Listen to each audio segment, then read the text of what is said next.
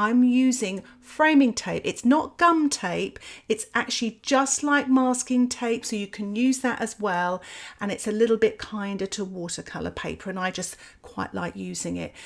You must have a little practice on the paper you're using before you go fully into the painting, just to check to make sure that this framing tape or your masking tape doesn't tear your paper when you remove it. So I'm just sort of tearing strips off of it. Now it looks easier than it is. You kind of have to practice that a little bit, sort of tearing. So just have a little practice and don't get too frustrated. A lot of my students had a little practice and bit by bit they got used to it. And do save your little scraps because they can work for the smaller trees in the background. And don't worry about the straight edge because we'll sort of sort that out later with some sponging and spattering techniques. You're going to have so much fun with this painting. These are the colours I'm using and alternatives, and if you've got any other colours that pretty much match these, go for it. First things first, once you put all your framing or masking tape stuck down, wet the sky area and then paint a very pale blue wash just in the sky area, wet in wet, and then wet the grass sort of area, the foreground area, and then paint a sort of yellowy wash, wet in wet. And then I picked up some of the Quinacridone gold here, painting wet on wet as well. I'm using a really large round brush, but use what you have, and I'm painting this sort of in patches around the yellow, wet in wet. If you don't have the gold, remember you could use something like raw sienna or yellow ochre, whatever you have. So what I'm doing now is putting a very light green down in the foreground. Everything's still wet in wet. If you find your painting is drying out a little bit, just give it a little spritz with a spritzer bottle. Or if you find that it's always drying out too quickly, work on a smaller scale while you are learning watercolour. It's a great tip for you there. So what I'm doing now, still using that large brush, I'm making up some lovely light greens using yellow and the green. This is the sap green, but use whatever green you have, and if you don't have a green, use a blue, and whatever blue, just add more yellow than the blue or the green. So you just want to fill this foreground area in, and if you don't like what you've done, just run this under the tap, wash it off and start all over again. Even if there's staining on the paper, it's fine because it'll all add to the painting. So I'm putting on a darker green now. That's the turquoise with the yellow and the Quinacridone gold, whatever you fancy. Just put this darker green. The paint is damper, so it's not as wet, but the paper is still very wet. I've mixed up some really dark green now. That's the turquoise with the Quinacridone rust. But if you don't have those colours, remember, just use the Prussian blue, and a burnt sienna or burnt umber will be absolutely fine.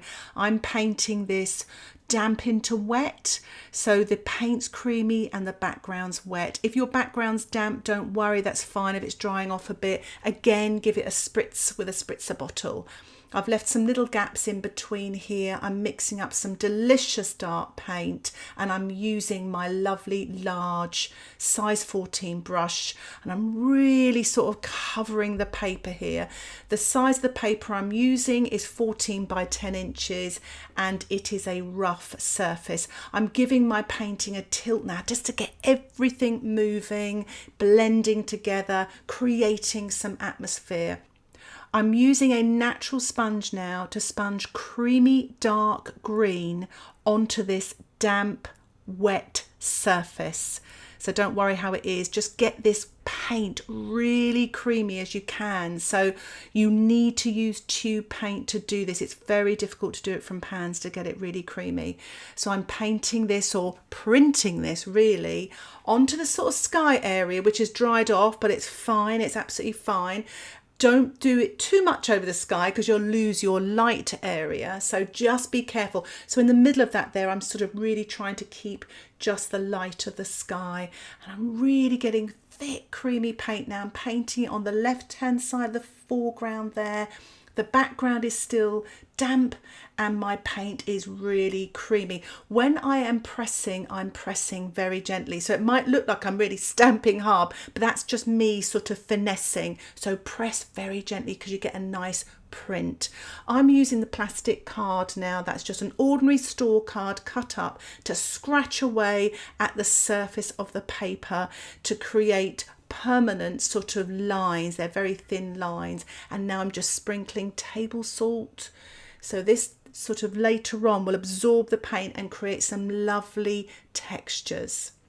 While that salt is working, I decided I was going to use a little bit of warmth in the foreground, so I've sponged some of the quinacridone rust onto that sort of middle ground area, so the surface of the painting is damp now, and so is my sponge, so it's quite creamy. And I'm putting some very, very dark green paint into the foreground.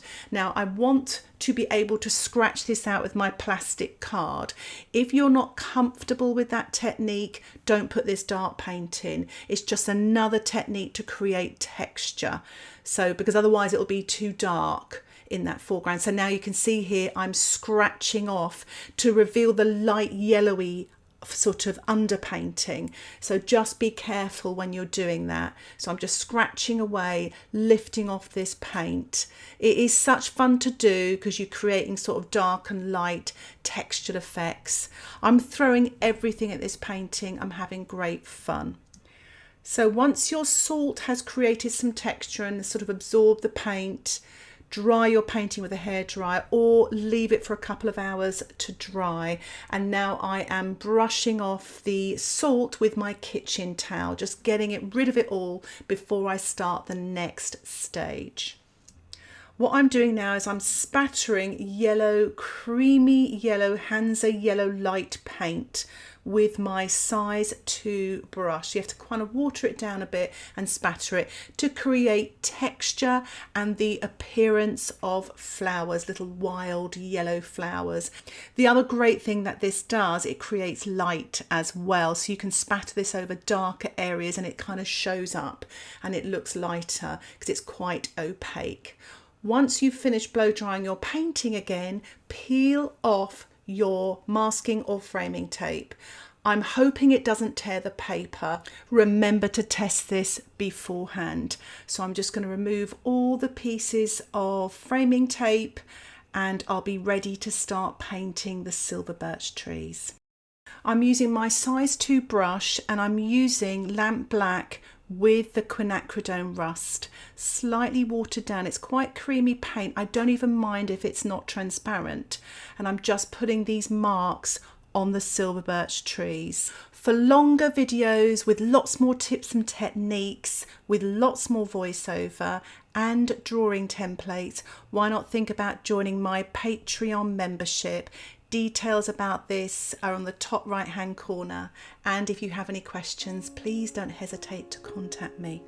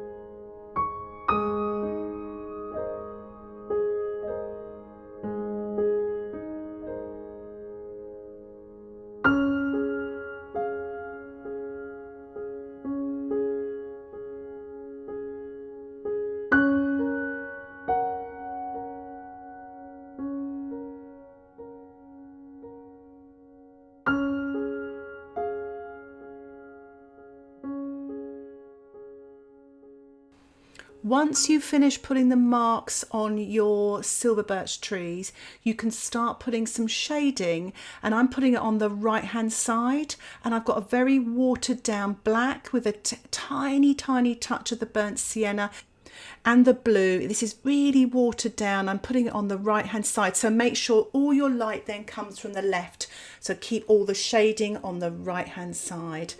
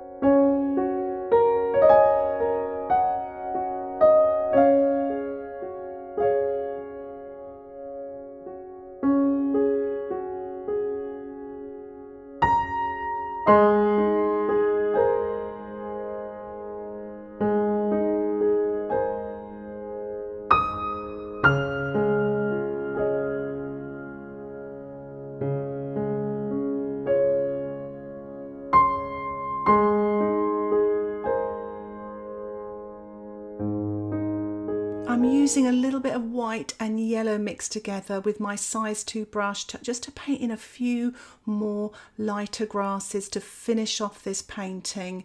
Just these little lights are so important. With watercolour you work dark to light. I'm putting a few little branches in here and there, very thin branches, with my size 2 brush and some ivory black paint. So I'm going to remove the framing tape now to reveal a lovely white border. Thank you so much for watching this tutorial. I really hope you enjoyed it. If you have any questions about the techniques I've used, please put them in the comments section below. I read all of the comments and try to reply to all questions as best I can. If you would like to see more videos like this, why not subscribe to my YouTube channel and hit the notification bell so you won't miss out on any of my future videos. Thanks again for watching. Happy painting. Bye for now.